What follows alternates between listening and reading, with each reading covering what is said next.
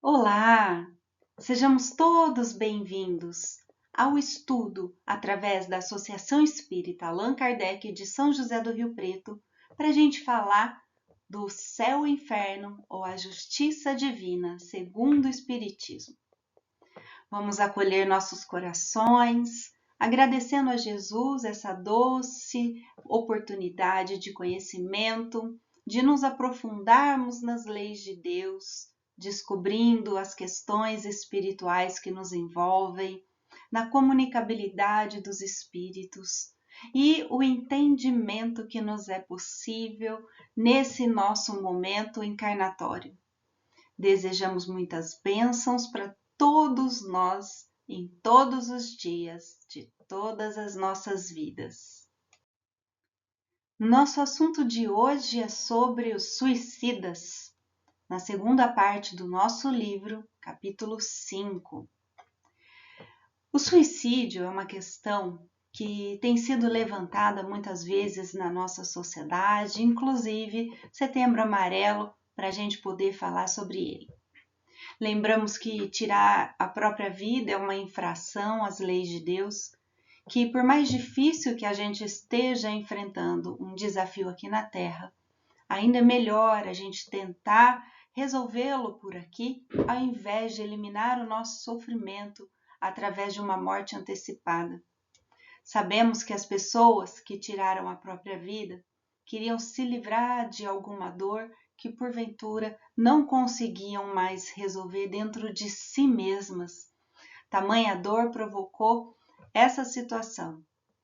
Aqui Allan Kardec fez um estudo através das conversas com esses espíritos suicidas, para mostrarem para a gente a realidade do mundo espiritual através dessa pesquisa que ele fez. Alguns com atenuantes, outros com agravantes, lembrando que cada caso é um caso, não só para o suicídio, mas para todas as questões das nossas vidas.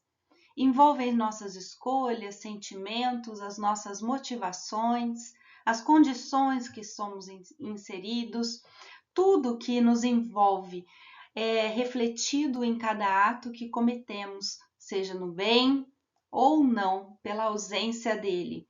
Deus é muito justo e coloca na balança todas as nossas obras, buscando sempre em primeiro lugar as nossas boas intenções e as nossas boas ações.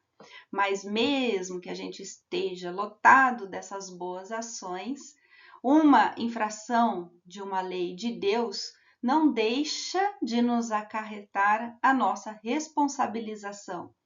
E quando ainda somos inferiores, essa responsabilização também pode trazer uma certa dose de dor, de sofrimento e frustração. Mas através da prece, através da nossa conexão com Deus, com Jesus e a espiritualidade amiga, a gente se reforça e a gente se fortalece. Vamos lá? Estão todos preparados? Nosso capítulo 5 foi dividido em duas partes para a gente falar dos casos estudados por Allan Kardec. Nesse nosso primeiro estudo, falaremos sobre o suicida da Samaritana, o pai e o conscrito, François Simon Louvet, mãe e filho, duplo suicídio por amor e por dever. Então vamos lá. O suicida da Samaritana. Essa história também pode ser encontrada na Revista Espírita de junho de 1858, que foi o ano que o caso aconteceu.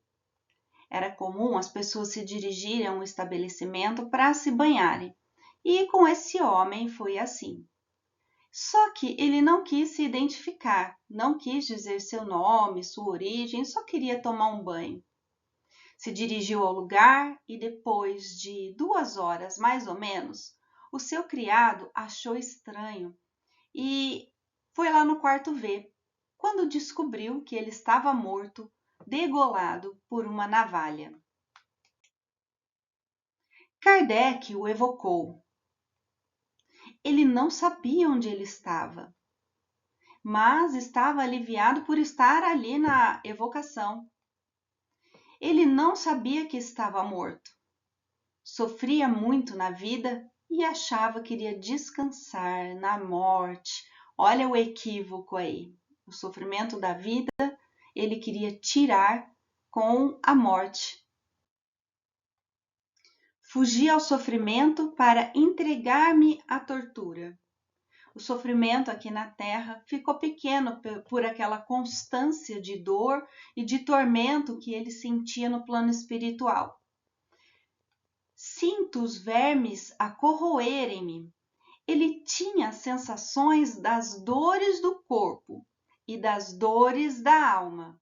As dores da alma são as dores morais e essas do corpo, sendo que ele não tinha mais o corpo, são conscienciais com base ao que ele tinha sentido durante a sua encarnação. E nesse caso é uma morte violenta. E ele não tinha se desmaterializado por completo, então ainda estava ligado ao corpo até o final da vida orgânica desse corpo. E os tormentos do suicídio é comum que eles aconteçam durante mais ou menos, já dizemos que não existe uma regra fixa para todos os casos, mas que mais ou menos esse sofrimento dura pelo período que ele teria de vida. Vamos supor que ele se suicidou com 30 anos e viveria até os 40, ele tem mais ou menos uns 10 anos dessa ilusão e de certa dose grande de sofrimento. Ninguém me amava. Não acreditava no futuro. A morte foi menos dolorosa do que depois. Vejam, ele se degolou e ele disse que isso foi menos doloroso do que o que ele estava passando no plano espiritual. E quando a gente não acredita no futuro, na vida futura, a gente corre o risco de cometer um erro grave como esse. Pode ser ou matando uma pessoa, ou a gente tirando a própria vida, ou cometendo crimes desatinos, porque erradamente podemos acreditar que não terá consequência, porque a vida vai acabar ali com a morte. Só que o Espiritismo mostra pra gente que a vida continua. E todos esses relatos vão mostrar como que a gente sofre, como que é difícil do lado de lá. Nesse primeiro caso, olha lá, a morte, degolado com uma navalha, foi menos dolorosa do que o tormento desse plano espiritual pela infração da lei de Deus. Aí temos o pai e o conscrito. Tinha a Guerra da Itália em 1859. Havia uma família onde eles eram muito próximos e o rapaz foi convocado para participar da guerra. Foi recrutado para o serviço militar. O seu pai ficou apavorado com a ideia de perder um filho na guerra. Só que a lei naquela época dizia que o rapaz não precisaria ir à guerra caso a sua mãe fosse viúva. Então, para que o filho não perdesse a própria vida, o pai cometeu suicídio. Um ano depois que ele morreu, ele foi evocado na Sociedade de Paris, a pedido de quem o conheceu em vida. Allan Kardec, com uma médium de psicografia, o evocou, mas primeiro apareceu um dos mentores da codificação, uma grande e bondosa alma, São Luís, que disse que essa evocação estava autorizada e que seria muito bom que o suicida comparecesse porque ele se sentiria mais aliviado. Ele apareceu e disse que sofria e que Deus o perdoaria. Ele tinha consciência desse perdão. Só que nesse caso, ele não conseguia nem escrever através da psicografia, nem dizer o nome de Deus. Ele se sentia tão culpado que não se achava merecedor de escrever o nome dele. Então, Kardec, os médiuns lá, os trabalhadores, o incentivaram que o dissesse, porque é como um mantra, né? Uma oração. Dizer o nome de Deus, o nome de Jesus, já traz um alívio para a gente. E foi assim que aconteceu com ele. Ele disse que Deus é muito bom. E, de fato, é o que o aliviou. Todo suicídio é doloroso, contudo, o dele seria menos longo devido à sua motivação, o amor paterno. Ele tinha consciência de que seria menos longo o seu sofrimento, só que sabia que ia sofrer.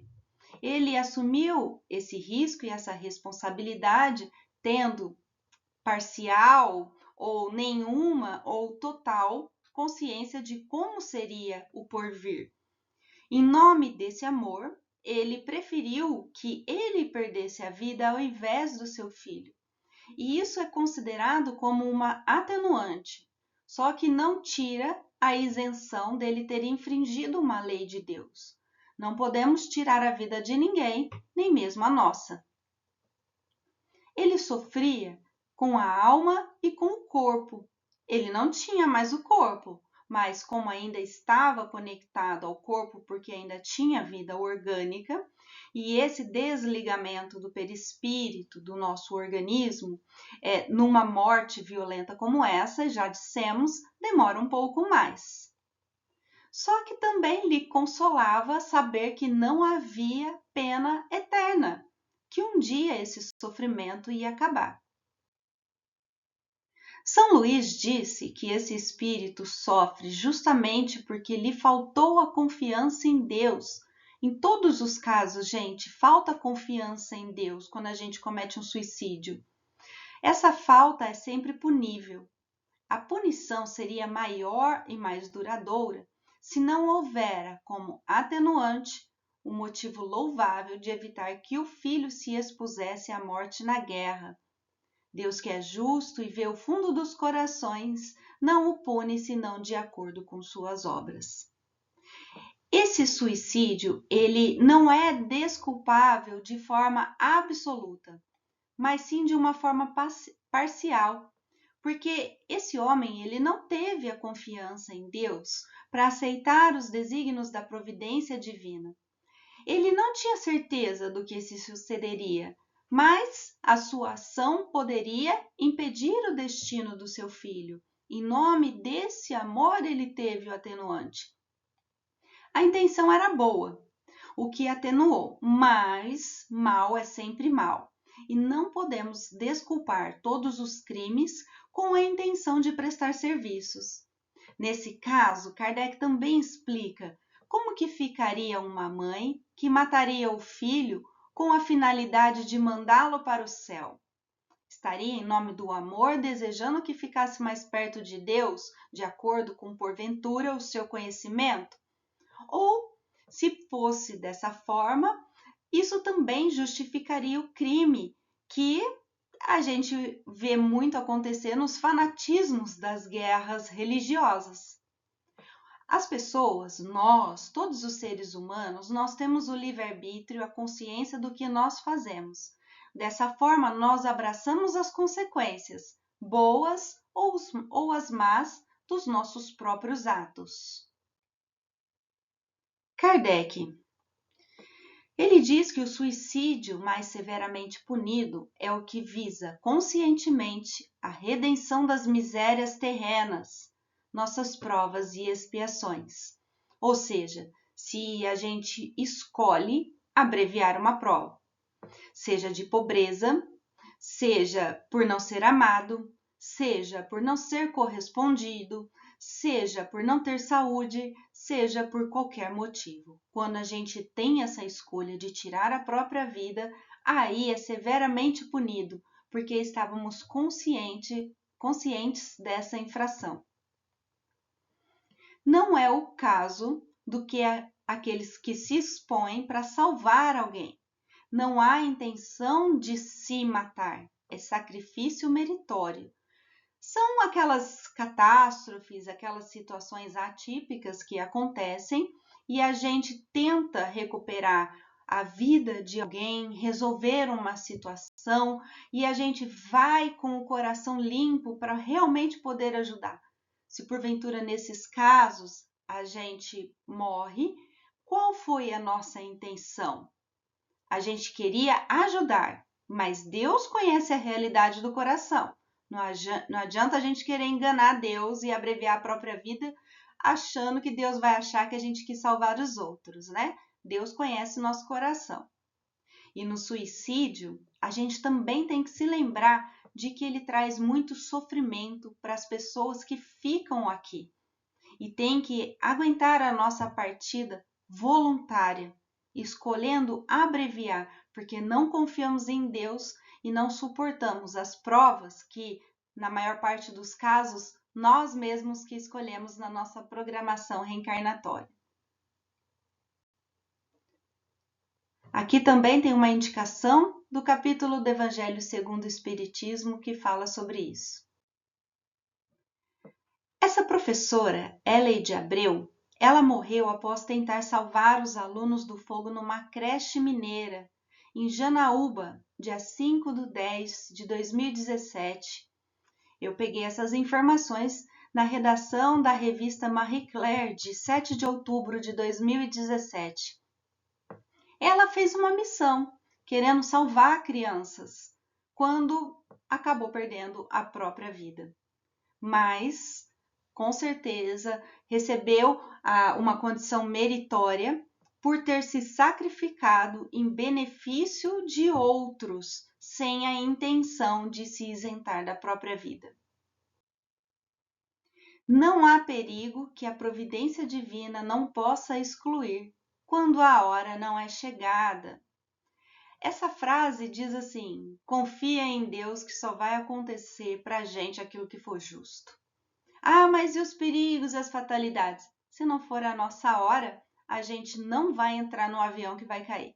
Pode ter certeza que vai furar um pneu, vai atrasar, alguém vai chamar, vai dar dor de barriga, qualquer coisa. E em todas as outras nossas situações. Vejam bem. Me proteja, Deus. Ai, uma pedra. Por quê? Você está bem?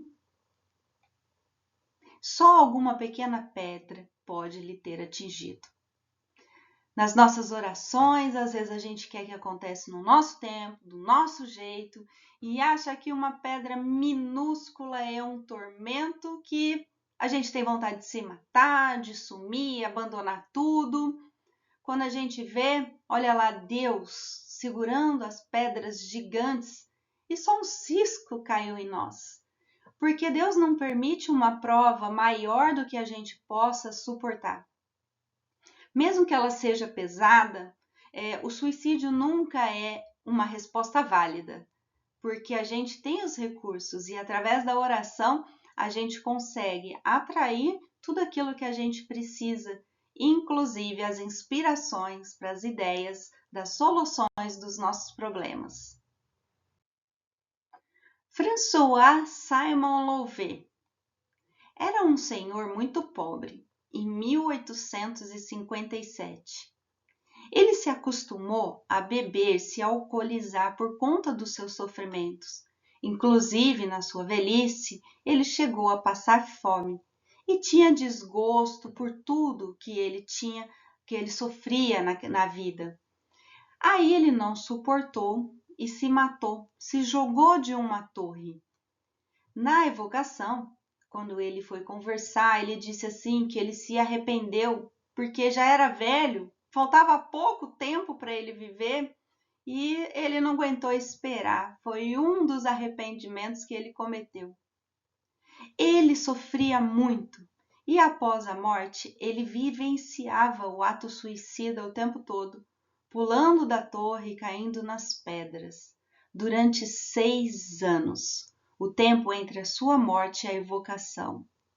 Ele pedia muito para as pessoas orarem por ele. E a gente sabe que a oração ajuda muito a gente, os desencarnados, as pessoas que a gente conhece que estão transitando com a gente aqui na Terra. A oração é sempre bem-vinda.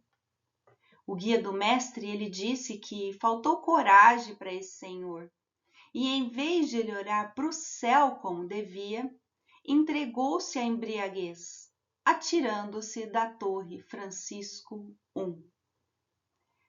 Ele não suportou e, tendo mesmo a consciência de que faltava tão pouco para terminar a reencarnação, e olha só, 6 anos em sofrimento lá, vendo se jogar e vendo cair nas pedras.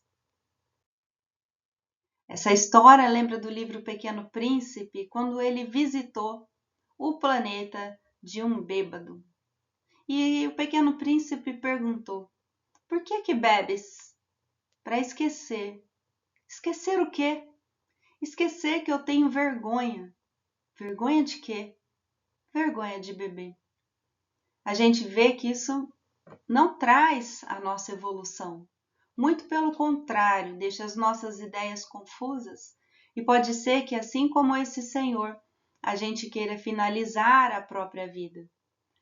A bebida, ela faz de conta que resolve os problemas por algum instante, como se fosse uma dipirona para a dor, que não cura, mas pode ser que traga algum alívio. Só que depois vem uma ressaca brava e também deixa resquícios de enfermidades no nosso organismo. Algumas pessoas são mais sensíveis a isso e não é o melhor caminho também para a resolução dos nossos problemas. Fazer oração, trabalhar, estudar, ajudar na caridade, perdoar, isso sim vai aliviar todas as nossas dores e todas as nossas responsabilizações, porque o amor cobre uma multidão dos nossos erros.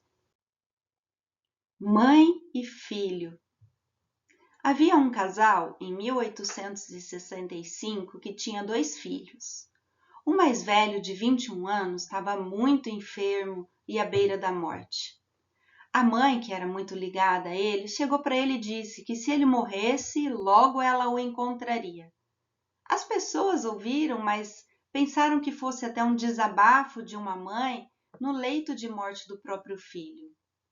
O rapaz morreu e ela sumiu, desapareceu. Quando foram verificar, ela tinha sido enforcada por ela mesma. Perguntado para o filho que morreu se ele sabia da sua mãe, o rapaz disse: sim, e sem o pesar causado por essa fatal resolução da parte dela, julgar-me-ia completamente feliz. Retardou indefinidamente uma reunião que tão pronta teria sido se a sua alma se conformasse, submissa às vontades do Senhor, e se fosse resignada, humilde, arrependida ante a provação que se lhe impunha da expiação que deveria purificá-la. Ele falou que ele ficaria feliz se ela não tivesse cometido esse desatino, que ele ficou triste por ver que ela fez isso. E ela, tentando buscar encontrá-lo, atrasou esse processo do reencontro, porque infringiu uma lei de Deus, não soube confiar na justiça divina, nas programações para a própria vida. Não teve humildade nem resignação, quis ela mesma antecipar o reencontro com o filho. Ela sofria muito por não poder ver o seu filho, e ela entendia que ele pertencia a ela. Ela acusava Deus de injustiça. Olha, não tinha humildade. E quando a gente acusa Deus, blasfema, se revolta, essas dores são mais demoradas. A gente continua mais tempo nessa ilusão, nessa confusão. Só que também ela entendeu que cometeu essa infração da lei divina e que ela sofria por isso. O médium também evocou essa mulher e lhe passou alguns conselhos, rezando por ela e rezando inclusive com ela. Não foi só o rapaz que foi evocado, a sua mãe também recebeu as orientações que ela precisava. O rapaz continua: orai por ela, não a imiteis vós outras, mães. É que lhe faltaram a coragem e a resignação. A gente sabe que o amor de pai, de mãe, e a mãe, quando gera a vida, tem aquela sensação visceral do pertencimento do filho como sendo uma parte dela. Mas só é assim enquanto está grávida, na característica genética. Fora isso, os nossos filhos seguem voo, seguem suas vidas. Não adianta quando, numa morte precoce dessa, com 21 anos do rapaz, a gente queira segui-los. Vamos fazê-lo sofrer. E se também tentamos puxá-lo de volta através das nossas orações, levamos sofrimento a ele. A gente tem que orar.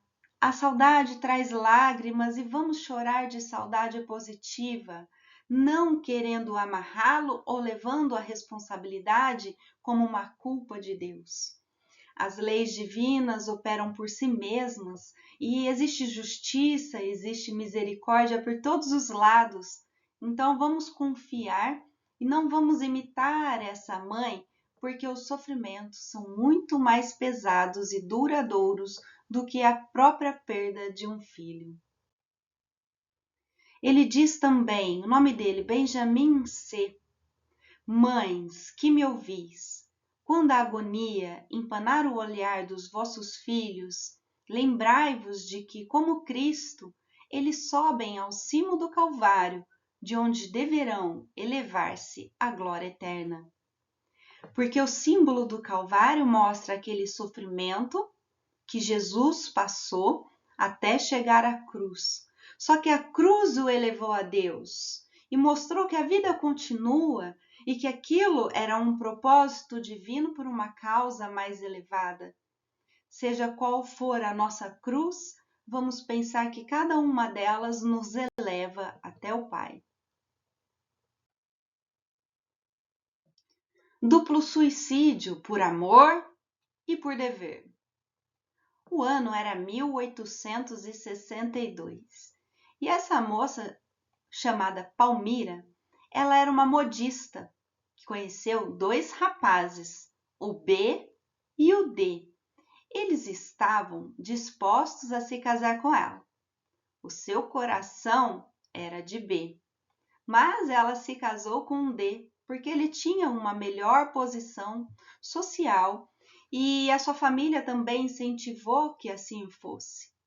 B e D, eles eram muito amigos e mantiveram a amizade durante todo esse tempo.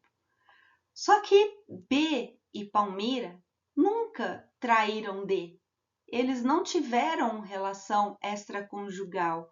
Só que o coração deles ficou partido e eles não suportaram essa distância, eles não suportaram viver uma vida não viver uma vida juntos. Então, se mataram e deixaram uma carta para aqueles que ficaram.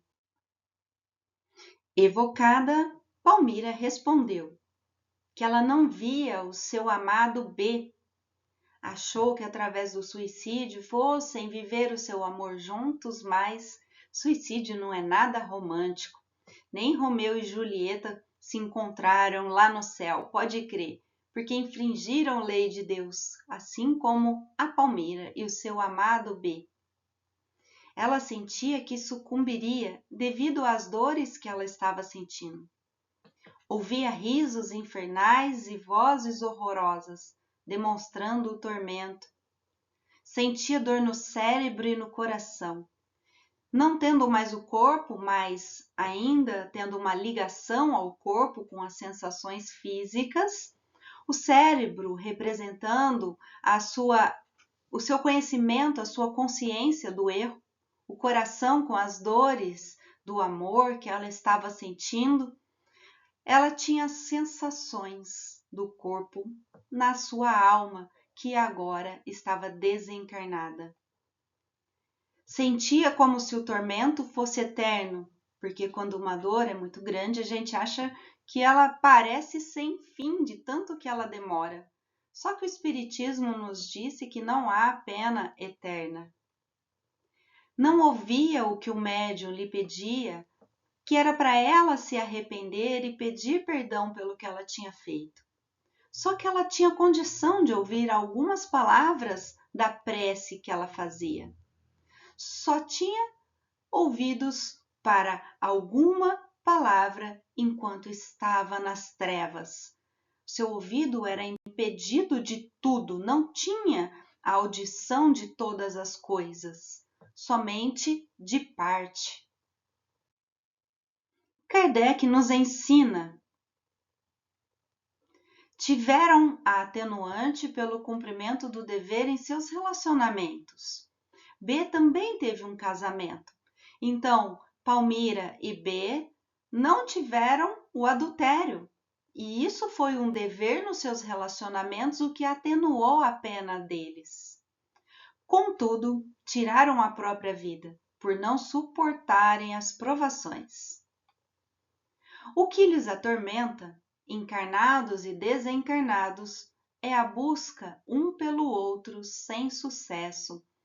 Dá para entender que é uma repetição, porque eles têm sucumbido às provas que lhes são dedicadas. É sempre permitido que ouvam palavras de esperanças a eles dirigidas, apesar de não ouvirem todas as coisas. Tomemos nota de tudo que a gente analisou até agora. O espírito não morre.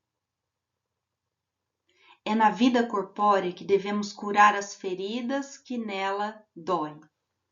Vamos supor que nós tenhamos de vida 40 anos e nessa vida a gente tem uma provação, por exemplo, financeira ou um problema de saúde emocional. Só que a gente sucumbe e comete suicídio aos 20 anos. Dos 40 que tínhamos para resolver essas nossas dificuldades, ficaram somente 20. Aí a gente perdeu o restante de oportunidade. No plano espiritual, apesar da gente ter muito aprendizado, alguns deles a gente só pode realizar aqui na Terra. Quando a gente comete o suicídio, a gente rasga esses dias e passa esses tipos de tormentos que vimos hoje e que veremos na semana que vem. Nós devemos, em todos os casos, obedecer às leis de Deus. E quando a gente não sabe como fazer com essas leis, porque nós não temos consciência de todas elas, mas sabemos que instintivamente buscamos a Deus, que as leis estão impressas na nossa consciência, vamos então relacionar todos os nossos pensamentos, atos e sentimentos ao amor. Aí não tem erro, a gente vai acertar sempre. Há efeitos para todas as causas que realizamos. Não adianta achar que ninguém viu. Deus conhece todas as coisas, mesmo porque nós estamos mergulhados no pensamento de Deus. Devemos sempre fazer o nosso melhor. Devemos nos ajudar uns aos outros, sem prejuízo às leis divinas. A gente se ajuda, mas não para receber algo em troca. A gente se ajuda não para favorecer o nosso filho, ou a gente se ajuda para prejudicar o outro e acaba prejudicando o outro. Não pode ter prejuízo nem para nós, nem para o próximo. As relações de amor, elas são sempre no ganha-ganha. Todos somos vencedores juntos. Amar sempre dá certo. Essa é a mensagem de Kardec nessa primeira parte do nosso estudo. Viver vale a pena, gente! Parnaso de Além-Túmulo, psicografia de Chico Xavier, poesia de Souza Caldas. Ato de contrição, que significa arrependimento. A vós, Senhor, meu Deus de amor, minha alma implora salvação. Meu Pai, bem sei que mal andei, buscando o erro e a imperfeição. Assim pequei, na treva errei, e jus fiz a expiação. Vós sois, porém, farol do bem, ouvi dos céus minha oração. Sois vós a luz, e junto à cruz do meu sofrer, quero perdão. perdão que traz sossego e paz ao meu viver na provação. Suplico a vós, na dor atroz, amara e rude da contrição. Dai ao meu ser, aflito ao ver o seu pecado, a redenção. E hei de poder, feliz vencer, do mal cruel, o atroz dragão. Muito obrigada, senhores, e até a próxima!